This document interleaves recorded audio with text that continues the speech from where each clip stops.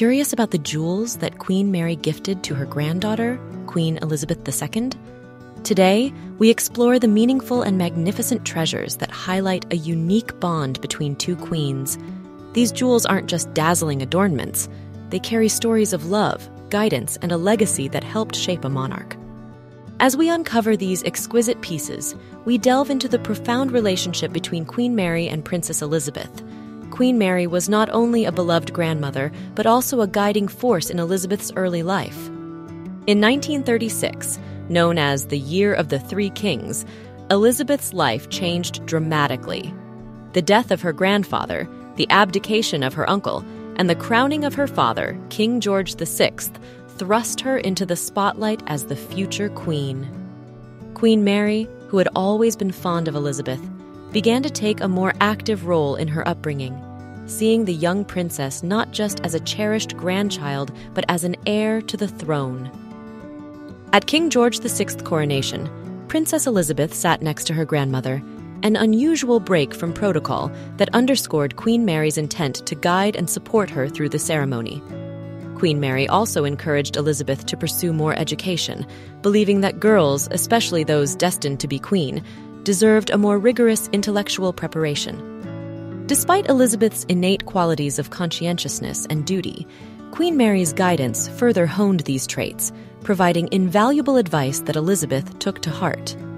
Sadly, Queen Mary passed away in 1953, just months before Elizabeth's coronation. One can only imagine the mix of emotions Elizabeth must have felt on that momentous day, knowing that her beloved grandmother, who had been such a guiding force in her life, was not there to witness her ascension to the throne.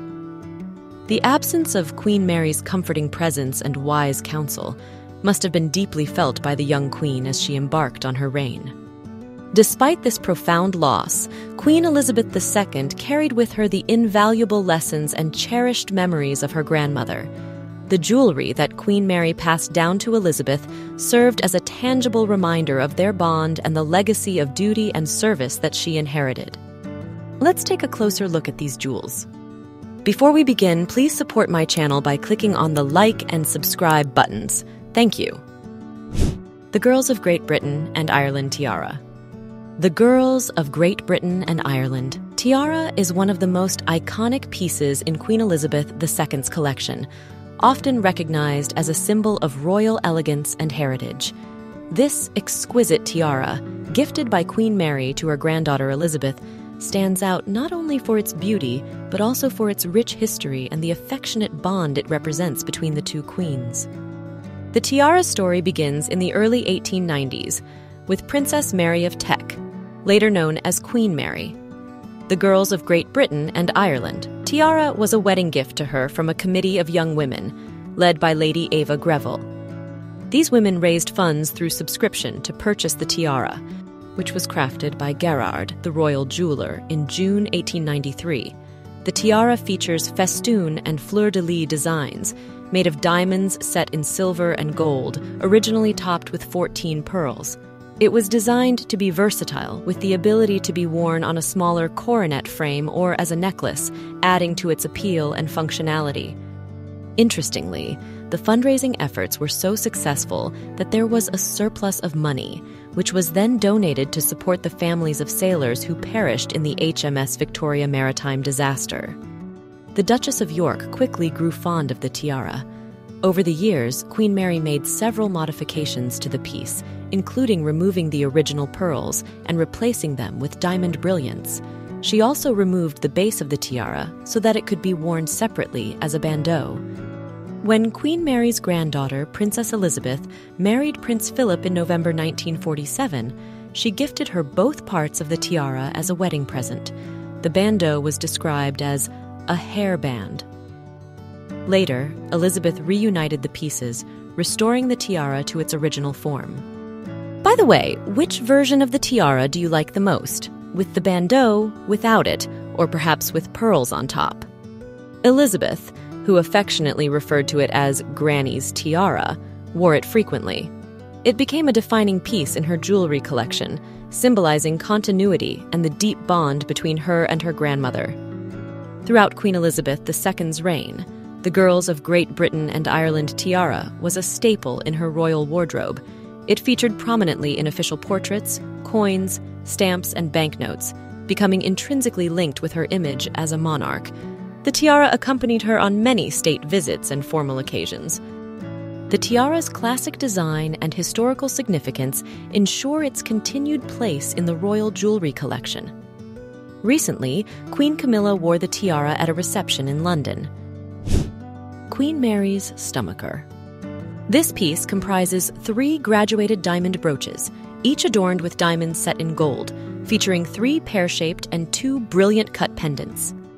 The story of the stomacher begins in 1920, when Queen Mary commissioned its creation using diamonds from 2 of her wedding gifts, a stomacher presented to her by the Maharaja of Kapurthala, and a diamond crescent gifted by the town of Swansea in 1893. Stomachers, grand pieces of jewelry worn on the bodice, were largely out of fashion by 1920. Interestingly, Queen Mary was only pictured wearing the complete stomacher once, at a state banquet in honor of the Belgian royal family at Buckingham Palace in 1922. She paired it with the Delhi Durbar tiara. In 1947, Queen Mary bestowed this splendid stomacher upon her granddaughter, Princess Elizabeth, as a wedding gift. Such a substantial jewel proved a bit overwhelming for the young princess, and she opted to wear only the bottom portion on a few occasions in the 1940s. Upon ascending the throne in 1952, Queen Elizabeth II wore the stomacher brooch with the George IV state diadem for one of her earliest portraits in Hobart in 1954, and again during her first state visit to Norway in 1955. After the late 1950s, appearances of Queen Mary's diamond stomacher became exceedingly rare. However, in a dazzling display, the Queen wore the full stomacher for the first and only time in decades at her Golden Jubilee dinner at Windsor Castle in 2002, paired beautifully with the Nizam of Hyderabad necklace, another wedding gift. The Cornwall Rose of York bracelet. The story goes, when Princess Mary married Prince George, Duke of York, on July 6, 1883, the County of Cornwall gifted the future Queen Consort a ruby and diamond bracelet set in gold.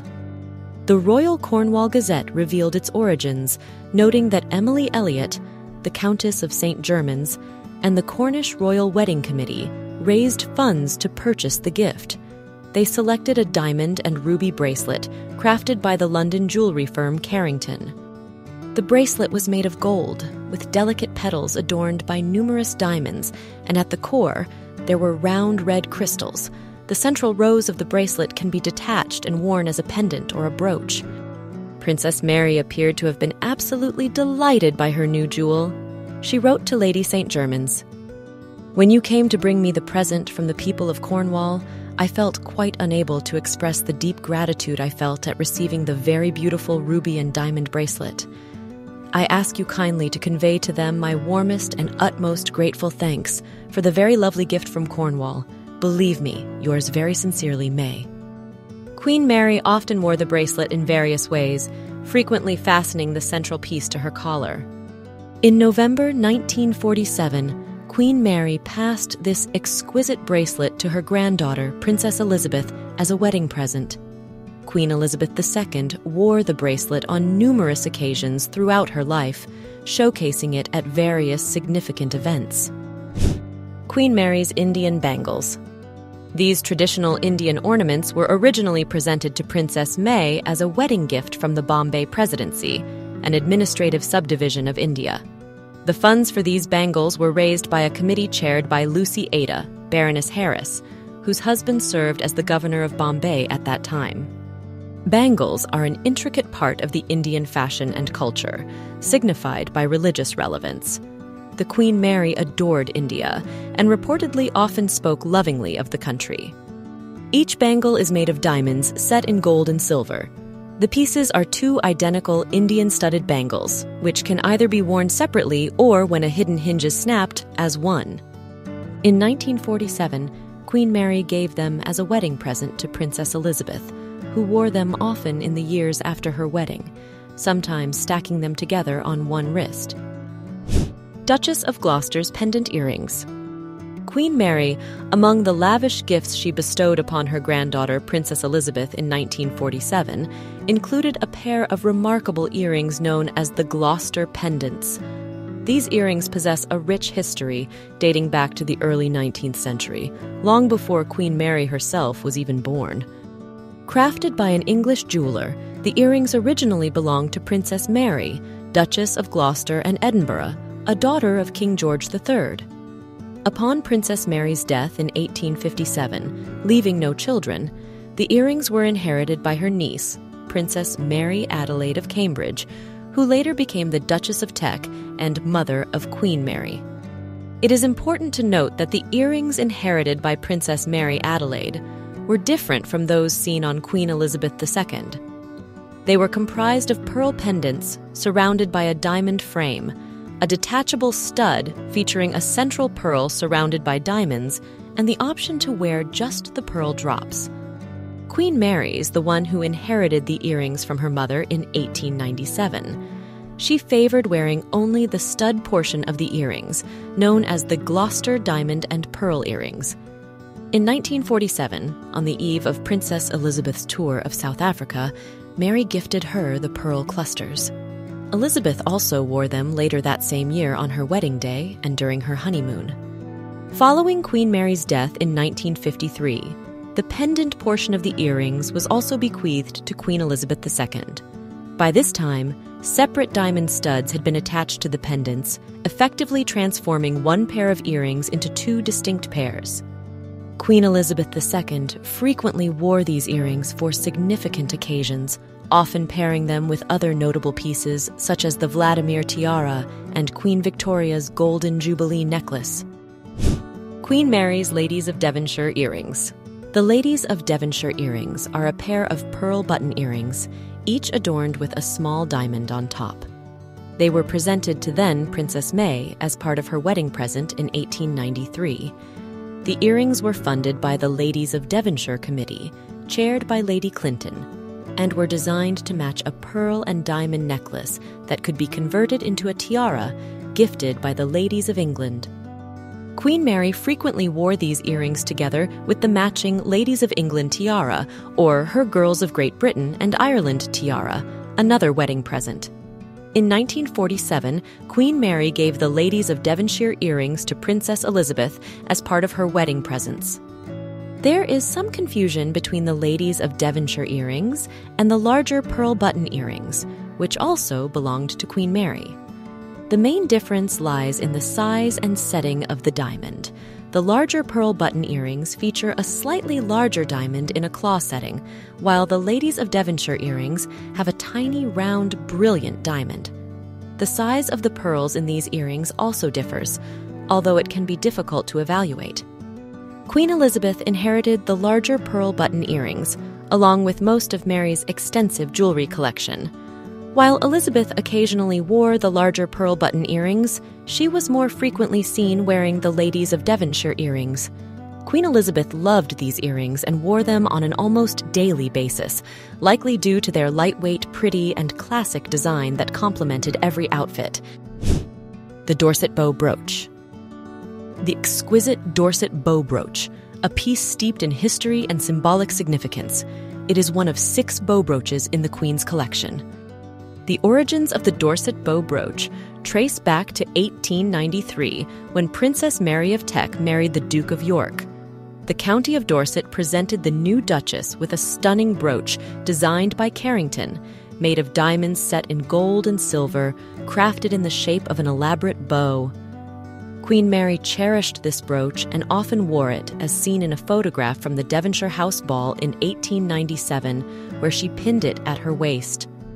It is considered to be an almost exact copy of a bow brooch made in 1855 for Empress Eugenie, which was sold at auction with the rest of the French crown jewels in 1887.